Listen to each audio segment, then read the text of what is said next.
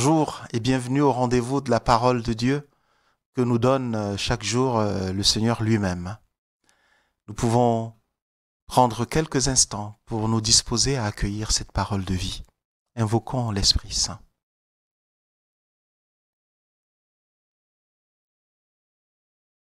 Viens, Esprit Saint, emplis le cœur de tes fidèles et allume en eux le feu de ton amour.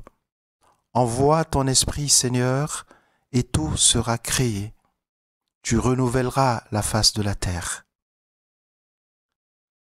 De l'Évangile de Jésus-Christ selon saint Marc au chapitre 6, versets 30 à 34. En ce temps-là, les apôtres se réunirent auprès de Jésus et lui annoncèrent tout ce qu'ils avaient fait et enseigné.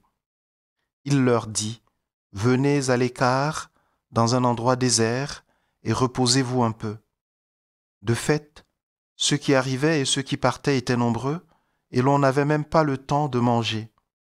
Alors ils partirent en barque pour un endroit désert, à l'écart. Les gens les virent s'éloigner, et beaucoup comprirent leur intention. Alors, à pied, de toutes les villes, ils coururent là-bas et arrivèrent avant eux. En débarquant, Jésus vit une grande foule. Il fut saisi de compassion envers eux, parce qu'ils étaient comme des brebis sans berger.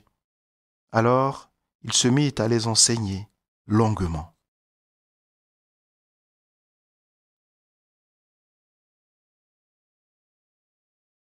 On voit Jésus avoir un comportement, on pourrait dire, particulier, un comportement de faveur avec un groupe. C'est le groupe des apôtres, ceux qui l'entourent, ceux qu'on appelle dans les évangiles les 12. C'est ceux qui sont, on pourrait dire, les co-missionnaires, missionnaires avec le Seigneur dès le départ.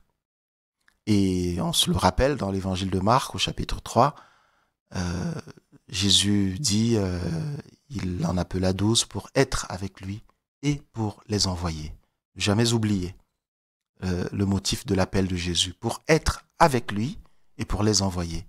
Et on voit que dans ce texte, ils sont autour de Jésus et ils lui annoncent tout ce qu'ils ont fait, tout ce qu'ils ont enseigné. Donc, ils ont été envoyés et maintenant Jésus leur dit, on va se mettre à l'écart.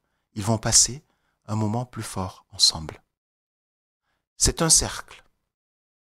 C'est un cercle vertueux. Être avec le Seigneur, partir en mission, revenir avec le Seigneur. Ce cercle vertueux, c'est le cercle vertueux de la vie chrétienne. De manière très très différente. C'est pas pareil le missionnaire qui se trouve dans des terres païennes, là où il y en a encore, je sais pas, en Mongolie, il y a des missionnaires, et donc qui est au loin. C'est pas pareil le curé de la paroisse qui vit au milieu de la ville. C'est pas pareil le père ou la mère de famille. C'est pas pareil le jeune homme, l'étudiant, l'élève, l'enfant. Mais tous, d'une manière ou d'une autre, nous sommes appelés à être avec lui et à être envoyés. Même le moine, qui est enfermé dans son monastère, il y est pour être avec lui et pour être envoyé. Ils sont de retour, les disciples.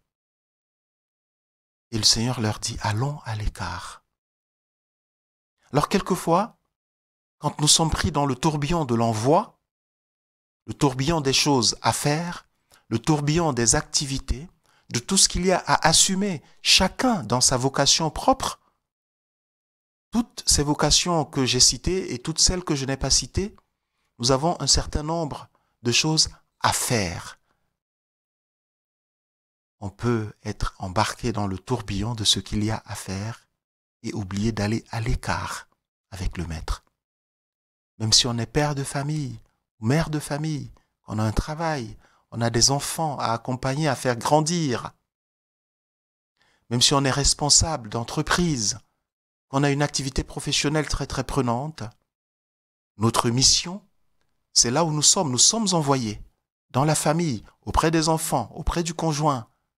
Nous sommes envoyés là où nous travaillons. Mais n'oublions jamais que le Seigneur nous dit, allons à l'écart. Si nous n'allons pas à l'écart de temps en temps, nous en oublierons la mission qui nous est confiée, qui est d'être berger au milieu de ceux vers qui nous sommes envoyés, au milieu de ceux que nous côtoyons au quotidien.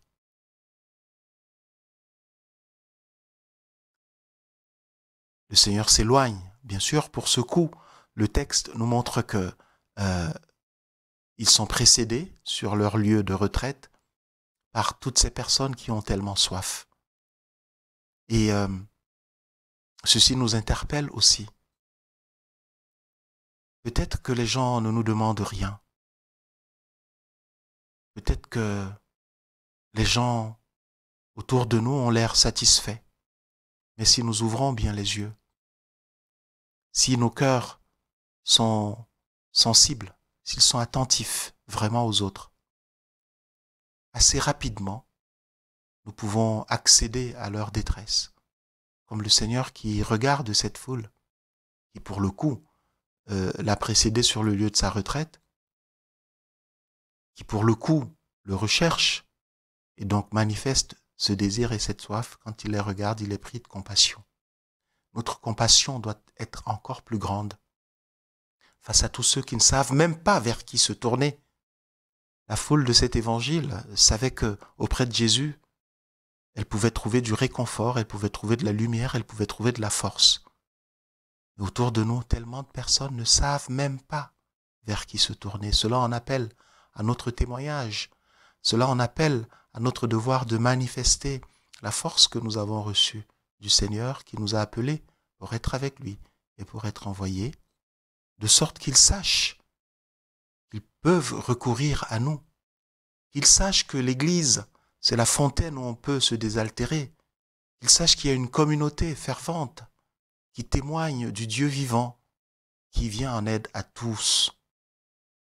Donc Jésus, lorsqu'il met à l'écart, lorsqu'il amène à l'écart, lorsqu'il invite à aller se reposer, c'est en vue de cette foule.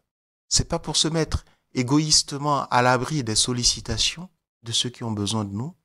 On voit dans le texte qu'effectivement c'est tout le contraire, puisque lorsque la foule est là, il est saisi de compassion, il oublie un petit moment la nécessité de se reposer, il s'occupe de cette foule.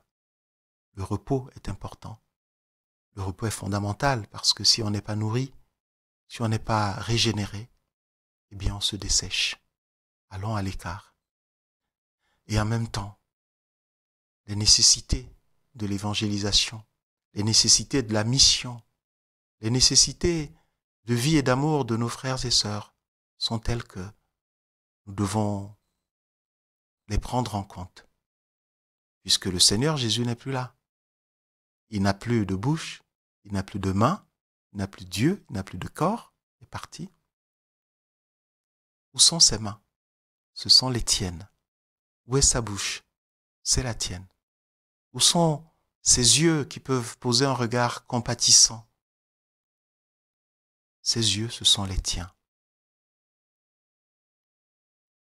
Que le Seigneur nous donne la foi dont nous avons besoin pour accueillir son appel à être avec lui, son appel à être envoyé et à agir en son nom.